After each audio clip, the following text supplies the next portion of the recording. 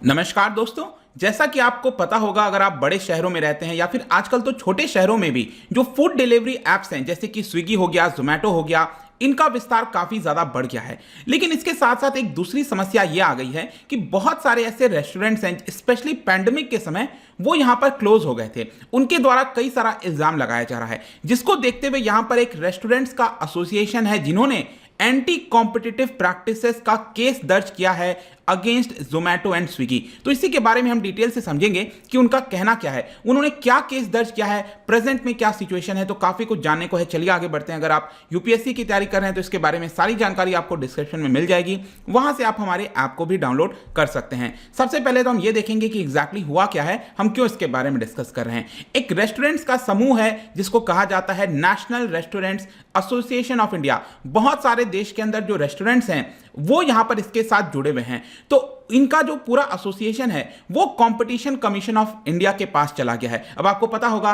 Competition commission of India ये बनाया गया था, एक एंटी कंपटीशन एक्ट आया था 2002 में। तो उसके बाद 2003 में सीसीआई का निर्माण किया गया था, जिसकी जिम्मेदारी होती है कि देश के अंदर कोई भी सेक्टर हो, चाहे आपने देखा होगा टेलीकॉम सेक्टर हो गया, कोई भी सेक्टर हो, उसमें कंपटीशन रहना चाहिए, किसी की भी मोनोपोली नहीं आनी चाहिए, ऐसी कोशिश रहती है सीसीआई की। तो यहां पर जो रेस्टोरेंट्स एसोसिएशन है वो सीसीआई के पास चली गई है और उन्होंने यहां पर इल्जाम लगाया है स्विगी और जोमेटो के ऊपर कि वो एंटी कॉम्पिटिटिव प्रैक्टिसेस को अपना रहे हैं, जो कि सही नहीं है। और ऐसा नहीं है कि पहली बार रेस्टोरेंट्स के द्वारा जोमेटो और स्विगी जैसे प्लेटफॉर्म के ऊपर इल्जाम लगाया गया है। पहले पिछले काफी समय से आप देखोगे तो बहुत सारे कॉन्फ्लिक्ट ऑलरेडी चलते आ रहे हैं और ये लेटेस्ट कॉन्फ्लिक्ट आप बोल सकते हो यहां पर। तो क्वेश्चन अब यहां पर यह आता है कि ये जो रेस्टोरेंट्स एसोसिएशन है उन्होंने क्या इल्जाम लगाया है जोमेटो और स्विगी के ऊपर। देखिए, सबसे पहले तो उनका यह कहना है कि कस्टमर्स के, जैसे हम और आप जो स्विगी से जोमेटो से ऑर्डर करते हैं फूड को,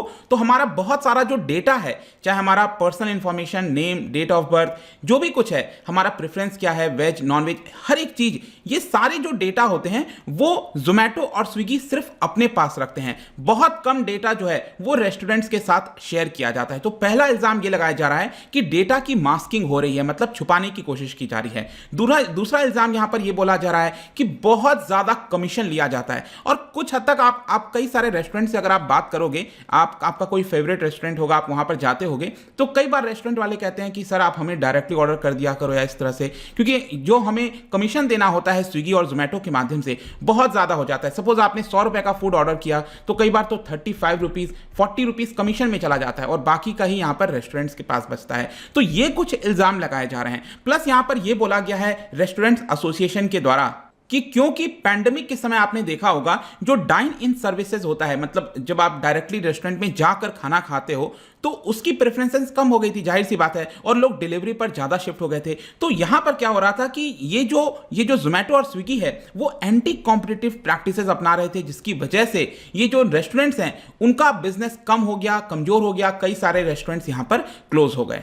और यहां पर एग्जैक्टली अपने कंप्लेंट के अंदर जो रेस्टोरेंट एसोसिएशन है उन्होंने क्या लिखा है आप यहां पर पढ़ भी सकते हो। और उनका यही कहना था कि पैंडेमिक के समय स्पेशली यहां पर जो मैग्नीट्यूड है एंटी कॉम्पिटिटिव प्रैक्टिसेस का इन सभी प्लेटफॉर्म के द्वारा वो बहुत ज्यादा बढ़ गया था, मेनी फोल्ड इंक्रीज हो गया था। डिस्पाइट हमने काफी कोशिश किया उनके साथ बातचीत करने की कि आप चीजों में सुधार करिए, लेकिन जोमेटो और स्विगी सुधार नहीं कर रहे थे और इसी की वजह से हमारे बहुत सारे जो रेस्टोरेंट्स हैं उनको क्लोज करना पड़ गया था। प्लस यहां पर और भी कई इल्जाम लगाए गए हैं, पहले भी कई सारे इल्जाम लगाए जा चुके हैं। जैसे कि मैं तो आपको एक बता रहा था कस्टमर इंफॉर्मेशन के बारे में, बहुत सारे इंफॉर्मेशन जो है वो ऑनलाइन प्लेटफॉर्म्स के पास होते हैं और उसके तहत क्या किया जाता है जोमेटो और स्विगी के द्वारा कई बार कि जो रेस्टोरेंट्स हैं, जो प्रॉपर डाइन इन रेस्टोरेंट्स होते हैं, उसकी प्रेफरेंस कम दिखाते हैं। जैसे कि अगर आप स्विगी या जोमेटो खोलोगे तो लिस्ट आती है ना कि ये रेस्टोरेंट्स हैं आपके आसपास, राइट। तो उसमें जाहिर सी बात है जो ऊपर वाले रेस्टोरेंट्स होंगे ज्यादातर लोग उसी पर क्लिक कर देते हैं और ऑर्डर कर देते हैं। अक्सर यही होता है कई बार, जैसे आप गूगल सर्च भी करते हो तो जो ऊपर वाले सर्चेस में आता है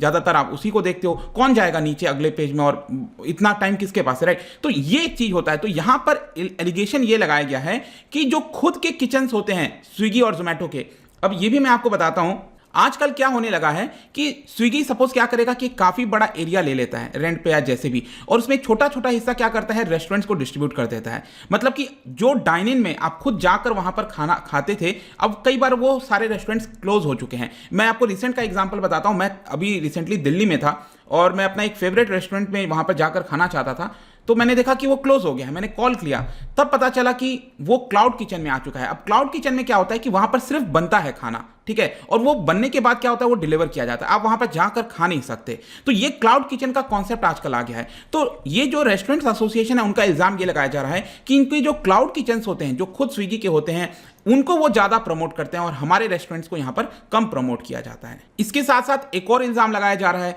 वो ये है कि आपने देखा होगा कई बार ये जो प्लेटफॉर्म्स होते हैं स्विगी और जोमेटो, ये बहुत सारा डिस्काउंट निकालते हैं। तो डिस्काउंट के अंदर रेस्टोरेंट्स को पार्टिसिपेट करना होता है। तो जो रेस्टोरेंट यहां पर पार्टिसिपेट करता है बहुत सारे डिस्काउंट्स में, तो उनको प्रमोशन मिलती है। जो रेस्टोरेंट यहां पर डिस्काउंट नहीं देना चाहता, तो उसका प्रमोशन नहीं करता है स्विगी और जोमेटो। तो ये भी इल्जाम यहां पर लगाया जा रहा है। इसके साथ साथ एक स्टडी किया गया था कॉम्पिटिशन कमीशन ऑफ इंडिया के द्वारा, उन्होंने बातचीत किया कई सारे रेस्टोरेंट से। उस समय भी रेस्टोरेंट्स का यह आरोप लगा था कि यहां पर अगर आप ज्यादा कमीशन पे करते हो, तब तो आपकी रैंकिंग अच्छी आएगी। मतलब कोई रेस्टोरेंट है, वो रेडी है 50% कमीशन पे करने के लिए जोमेटो और स्विगी को, तो जोमेटो स्विगी क्या करेगा, उसको सबसे ऊपर में दिखाएगा। और अगर कोई रेस्टोरेंट 30% तक ही पेमेंट करने के लिए रेडी है, तो उसको यहां पर कम दिखाएगा, नीचे दिखाएगा। तो ये कुछ इल्जाम है। और यहां पर ये उनसे बोला जा रहा था कि जो प्लेटफॉर्म्स हैं स्विगी जोमेटो, उनको ग्रेटर ट्रांसपेरेंसी लानी होगी कि किस हिसाब से आप ऊपर रेस्टोरेंट्स को दिखा रहे हो और किस हिसाब से नीचे दिखा रहे हो। इसके साथ साथ एक और इल्जाम है, देखिए यहां पर कुछ रेस्टोरेंट्स ये होते हैं जिनके पास खुद का डिलीवरी सिस्टम होता है। सपोज एग्जांपल ले लो आप, अगर मैं बारबेक्यू नेशन कहूं, ठीक है, एग्जांपल की मैं बात कर रहा हूं, बारबेक्यू नेशन सपोज उसके पास खुद का डिलीवरी बॉय वगैरह हैं, वो डिलीवर कर सकते हैं खाना, और बारबेक्यू नेशन चाहता है कि वो स्विगी पर भी लिस्टेड हो। तो स्विगी कई बार ये करेगा कि यहां पर उनको ऊपर कंपलसरी कर देगा कि अगर जो भी ऑर्डर आपका स्विगी के माध्यम से आएगा, तो डिलीवरी बॉय भी यहां पर स्विगी के ही थ्रू किए जाएंगे। मतलब जो डिलीवरी होगा वो भी स्विगी खुद करेगा अपने पर्सन्स के माध्यम से, वो बारबेक्यू नेशन नहीं कर सकता। तो यहां पर अगर आप लिस्ट करना चाहते हो स्विगी पर, तो आपको डिलीवरी का भी सर्विसेज जो है वो लेना पड़ेगा इन प्लेटफॉर्म्स पे। तो ये कुछ जानबूझकर किया जाता है, ये एंटी कॉम्पिटिटिव प्रैक्टिसेस हैं, ऐसा इल्जाम लगाया गया है स्विगी और जोमेटो के ऊपर। अब क्वेश्चन ये आता है कि स्विगी जोमेटो का क्या कहना है। देखिए अभी तक कोई ऑफिशियल रिस्पांस आया नहीं है, लेकिन पहले जो भी ये इस तरह के इश्यूज उठे थे, उसमें उन्होंने ये बोला था कि जहां तक डेटा का सवाल है, हम पूरा शेयर नहीं करते क्योंकि प्राइवेसी का मामला है, हम कस्टमर्स के सारे डेटा रेस्टोरेंट्स के साथ शेयर नहीं कर सकते। यहां पर उनका एक ये तर्क था। दूसरा उनका यह भी कहना था, जितना डेटा रेस्टोरेंट्स के लिए नेसेसरी है वही डेटा हम शेयर करते हैं। जैसे कि आपने कोई रिव्यू दिया, आपने 1 स्टार दे दिया किसी रेस्टोरेंट को, तो यहां पर वो हम फॉरवर्ड कर देंगे ताकि रेस्टोरेंट अपने सर्विसेज को बढ़िया कर सके। और साथ ही साथ यहां पर जो स्विगी और जोमेटो है, उनका यह भी कहना था कि जरूरी नहीं है कि यहां पर डीप डिस्काउंटिंग स्कीम्स में उनको पार्टिसिपेट करना पड़ेगा। मैंने आपको बताया था ना अभी कि कई बार ये लोग स्कीम्स निकालते हैं डिस्काउंटिंग के, 30% इस रेस्टोरेंट पे ऑफ है, 40%, तो ऐसा जरूरी नहीं है उनको पार्टिसिपेट करना, ऐसा इस स्विगी और जोमेटो प्लेटफॉर्म्स का कहना है। अब क्वेश्चन ये आता है कि जो कंपटीशन कमीशन ऑफ इंडिया है, वो इस समय क्या प्रेजेंट में सिचुएशन में, क्योंकि मैंने आपको बताया, देखिए ये जो केस है वो कल ही फाइल किया गया है मंडे को।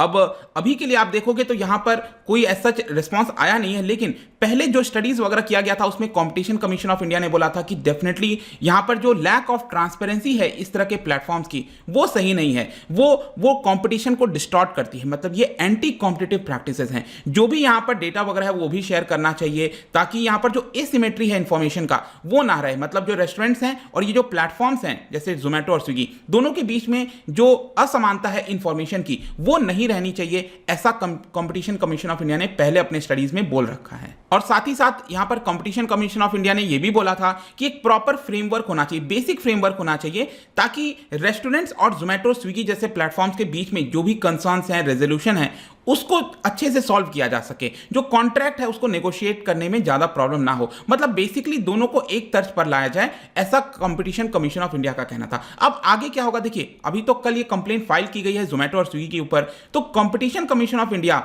प्राइमा फेसाई देखेगी, एक बार देखने की कोशिश करेगी कि क्या इसमें कोई केस बनता है कि नहीं। अगर उनको लगता है कोई केस बनता है तो इसको इन्वेस्टिगेशन के लिए फर्दर फॉरवर्ड किया जाएगा डायरेक्टर जनरल ऑफ सीसीआई के पास। डायरेक्टर जनरल क्या करेगा, जो भी एलिगेशन लगाया गया है एनआरएआई के द्वारा, ठीक है, उनके एलिगेशंस को सुनेगा, जांच करेगा, फिर ऑर्डर पास होगा बाद में जाकर। लेकिन अगर शुरुआती तौर पर अगर लगता है कंपटीशन कमीशन ऑफ इंडिया को कि यहां पर कोई केस बनता ही नहीं है, तो उस केस को यहां पर रिजेक्ट भी किया जाएगा। तो ये प्रेजेंट में सिचुएशन है। लेकिन जाने से पहले मैं आपको एक और चीज बता दूं, रिसेंटली आपने सुना होगा, मैंने वीडियो भी बनाया था कुछ समय पहले कि जोमेटो यहां पर $1.1 बिलियन का आईपीओ लाने वाला है। इनिशियल पब्लिक ऑफरिंग बहुत ही जल्द आ जाएगा, क्योंकि यहां पर एक होता है आईपीओ। क्या होता है बेसिकली, जोमेटो जो है वो पैसा जुटाना चाहता है, मार्केट से पैसा लेना चाहता है, ठीक है, मतलब अपने जो हिस्सा है जोमेटो का वो बेच देगा बेसिकली, आप कह सकते हो। तो यहां पर जो पैसा रेस किया जाएगा उसके लिए पहली बार जब होता है तो उसको आईपीओ कहते हैं। तो आईपीओ में क्या है, आईपीओ आने के जस्ट पहले एक प्रोस्पेक्टस होता है जिसको कहते हैं आरएचपी, रेड हेरिंग प्रोस्पेक्टस, ठीक है। उसके अंदर जितने भी फाइनेंशियल डिटेल्स हैं सब कुछ मेंशन किया जाता है। अब क्या होगा कि आईपीओ आने के जस्ट पहले, क्योंकि ये केस दर्ज कर दिया गया है कॉम्पिटिशन कमीशन ऑफ इंडिया के अंदर, तो जोमेटो को उसके अंदर ये मेंशन करना होगा कि हमारे ऊपर ये केस चल रहा है। तो इस तरह की भी चीजें होती हैं, वो मैं आपको बताना चाहता था। तो आई होप कि इस वीडियो के माध्यम से आपको सब कुछ क्लियर हो गया होगा कि एग्जैक्टली चल क्या रहा है। जाने से पहले एक बहुत ही इंटरेस्टिंग क्वेश्चन आपके लिए लेकर आया हूं। मैंने आपको बताया था कॉम्पिटिशन एक्ट आया था 2002 में। देखिए ये मिस्टेक से लिख दिया है 2000, ये क्या है, 2002 में ये एक्ट आया था। और इस एक्ट के अंदर कुछ ऑब्जेक्टिव्स लिखे हुए थे, बेसिकली 3 मेन ऑब्जेक्टिव्स थे। एक ऑब्जेक्टिव इसमें से गलत है, ठीक है, तो आपको बताना है वो गलत ऑब्जेक्टिव कौन सा है। इसका जो राइट आंसर है आपको पता ही है, मेरे इंस्टाग्राम पर तो आपको मिलेगा ही, वहां पर अगर आप नहीं हो कोई बात नहीं, टेलीग्राम से भी ले सकते हैं इसका राइट आंसर। मैं कई सारे एमसीक्यूज यहां पर डालता रहता हूं स्टोरीज के फॉर्म में, आप जाकर प्ले कर सकते हो। बाकी अगर आपको इसका पीडीएफ चाहिए, अलग अलग सोशल मीडिया पर जुड़ना चाहते हैं तो आ सकते हैं। और अगर आप यूपीएससी की तैयारी करें, किसी भी स्टेट एग्जाम्स की प्रिपरेशन कर रहे हैं, डेफिनेटली आपको हमारा ऐप चेक करना चाहिए। studiiq.com पर जाइए, बहुत ही अफोर्डेबल रेट्स पे स्टेट पीसीएस सभी एग्जाम्स की प्रिपरेशन आपको वहां पर मिल जाएगी। आई होप कि ये वीडियो आपको पसंद आया होगा। मिलता हूं आपसे next time. Till then, thank you very much, see you soon.